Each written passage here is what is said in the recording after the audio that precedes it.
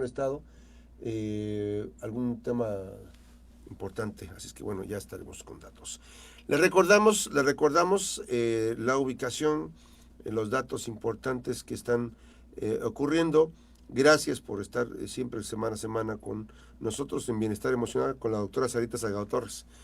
La doctora Sarita Salgado Torres tiene su consultorio médico norte de especialidades.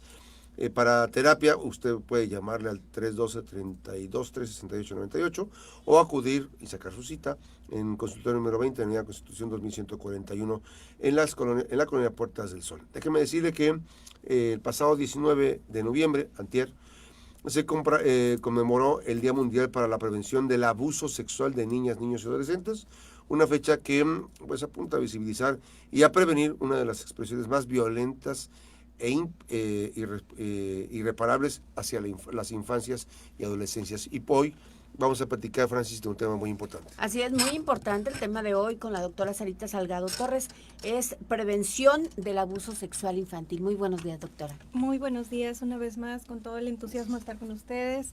Francis, Max, para mí un honor estar aquí compartiendo algunos momentos en donde reflexionamos, ¿verdad? Este pasado 19 de noviembre para nosotros es muy importante porque nos ayuda a tener conciencia y visibilizar un tema que es de suma importancia, como es el abuso sexual infantil.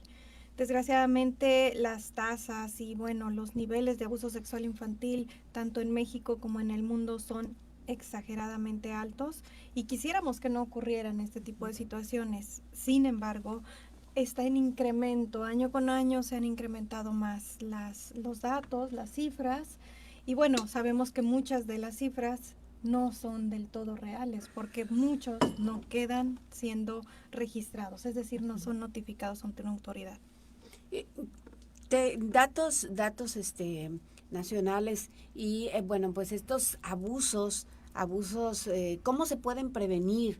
Que desde los padres, desde las instituciones escolares, planteles educativos, ¿cómo se pueden prevenir?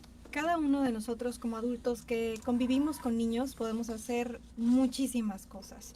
Una de las más importantes es fomentar la comunicación abierta acerca de estos temas, hablar acerca del abuso sexual infantil, describirlo, de alguna manera dar los datos exactos de qué es y qué no es abuso sexual infantil, hablar de la educación sexual desde los preescolares hasta, bueno, muchísimo más en la adolescencia, ayudarles a diferenciar los secretos buenos de los secretos malos, que son un tema muy importante, en donde los secretos malos pues nos incomodan, no son algo que nos ayude, diferenciar muy importante entre el revisar, palpar, tocar, acariciar, cuál es la diferencia.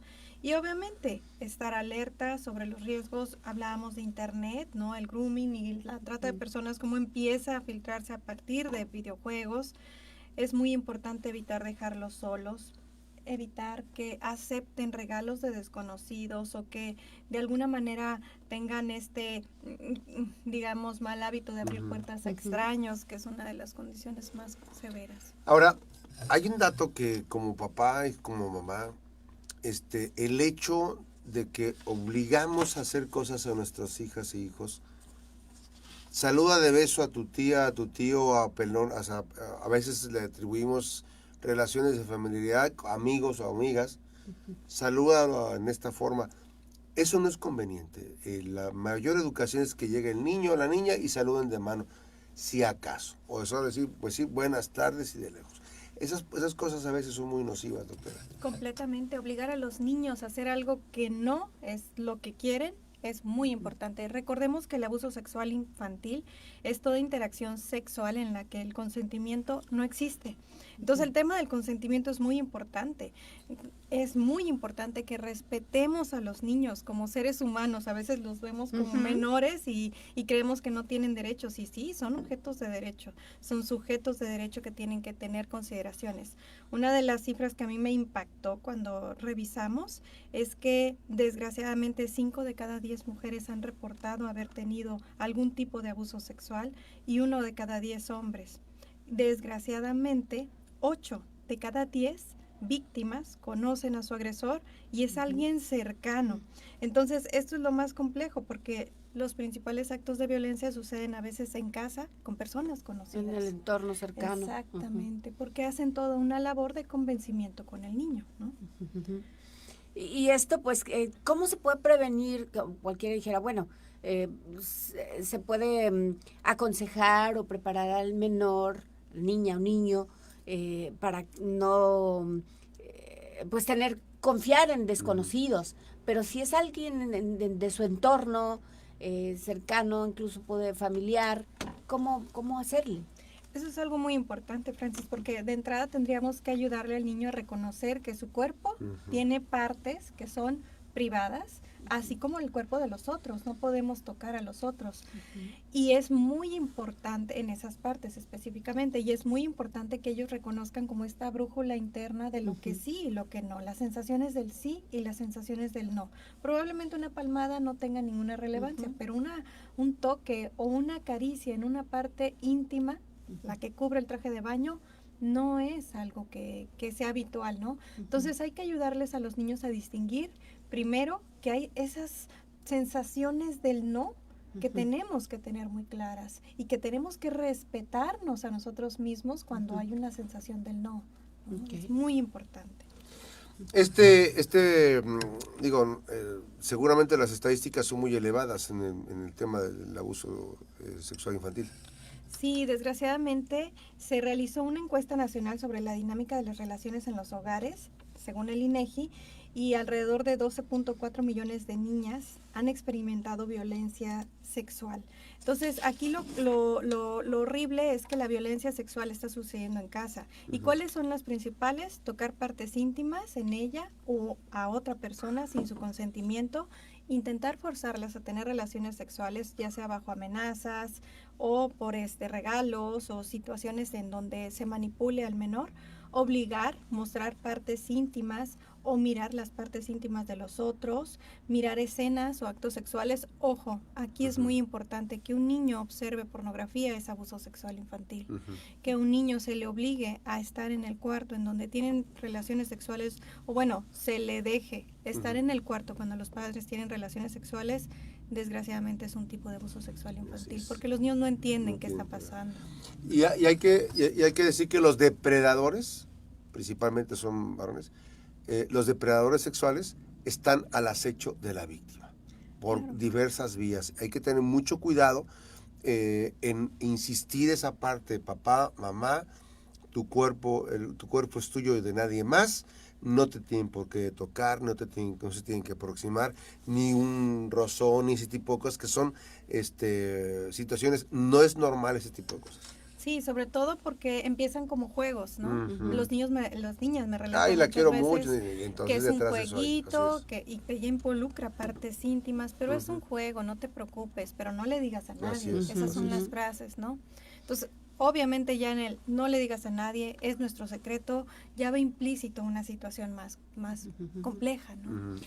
¿Y cómo decirle a la niña o niño que si se presenta alguna situación de esta manera, pues lo debe de manifestar a su mamá o depende de quién esté ejerciendo ese tipo de violencia, ¿verdad? Ese es un dato muy interesante porque desgraciadamente al momento de decirlo se revictimiza, ¿no? Al momento de notificarlo una vez más es recordarlo. Sin embargo, se tiene que notificar, ¿no? Se tiene que denunciar. Desgraciadamente muchos de los casos suceden dentro de las familias y las familias prefieren, al saberlo, no hacer nada para no provocar,